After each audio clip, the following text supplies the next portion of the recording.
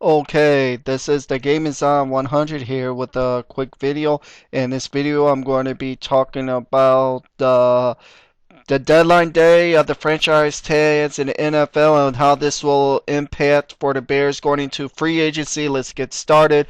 It's been confirmed today there's been 21 franchise tags to go out to players for 21 out of the 32 teams in the NFL. The Bears is one of them when they placed the franchise tag on Matt Forte. It came out to the end of the day that indeed Dwayne Bowe did get franchise tagged by the Kansas City Chiefs, so he's off the market. But it's very interesting that this one receiver is didn't get the franchise tag, and that was Vincent Jackson, due with the fact that Vincent Jackson if he would have got franchise tagged, he would have got 13.7 million this season. That would have been too much for the San Diego Chargers to pay him due with their salary cap that they have. So this might be a good shot. The Bears can try to get Vincent Jackson from the San Diego Chargers. He's a good shot for the Bears to go trying to get him. The Bears were wanting to get him, and Cliff Averill was their choices for if they weren't not going to get franchise tag, that they were going to go after those guys. But since Cliff Averill got franchise tagged by Detroit Lions, it looks like the Bears might want to pursue Vincent Jackson. There is other wide receivers that the Bears could go after. Of course, is Marcus Colston, Pierre Garçon, Reggie Wayne, and of course Brandon Lloyd. But I wouldn't want to see Brandon Lloyd come back to the Bears. I wouldn't want to see that. They also said that Houston Texans defensive end Mario Williams will be available when free agency opens, and both could interest the Bears. It might require a contract larger than the Bears paid to Julius Peppers 2 years ago to land Williams, though. It's unknown if the Bears, who guaranteed Peppers $40 million, want to sink that much money and cap space into their defensive ends.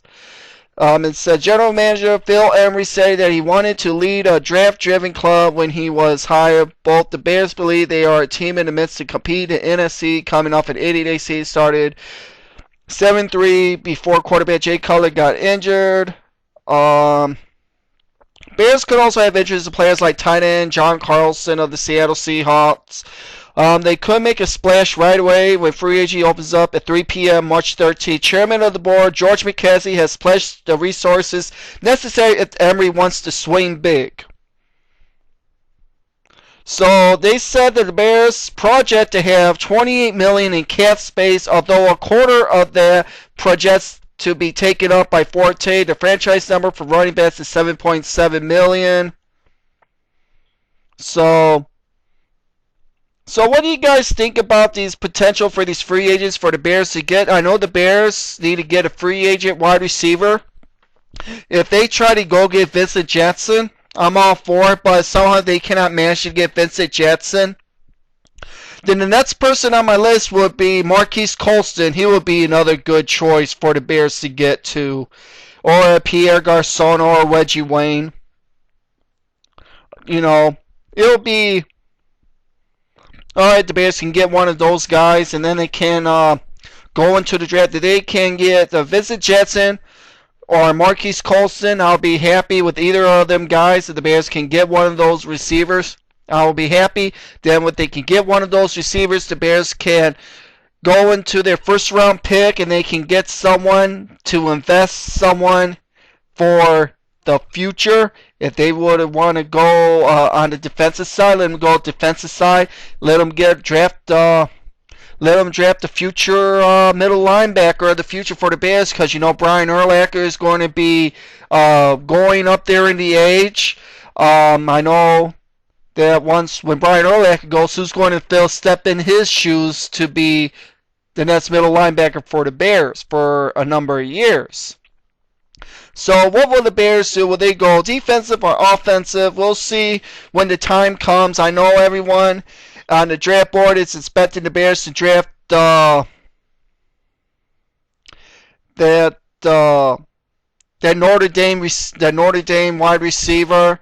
I know they're targeting their draft is projecting to draft him, but if the Bears get a top tier wide receiver, then they don't have to go wide receiver in the draft. They can go with the first round pick. They can get someone that they really would need to step up in the draft to get. Maybe if they want to get an offensive lineman, maybe they need to get a center of the future. Maybe they want to go get another tackle.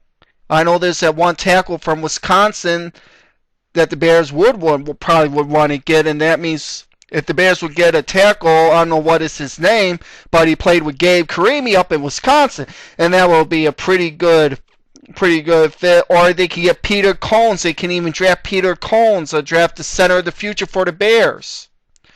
That could be something that can be tried to do. But in actuality, we'll see what happens when this time comes around. Basically, for me, I will try to get Vincent Jansen, but if Vincent Jansen is not going to be going to the Bears, then I will get Marquise Colston. That would be my second choice. So we'll see what happens on March 13th at 3 p.m. when free agency opens to see if the Bears are able to get Vincent Jansen, if they can be able to give him the money that he wants. We'll see what happens with that. So I'm going to post a link in the description box for this story. I'm going to put that in the description box for you guys, so you guys can be seeing that. This is the Game Is On 100. I am out. Later.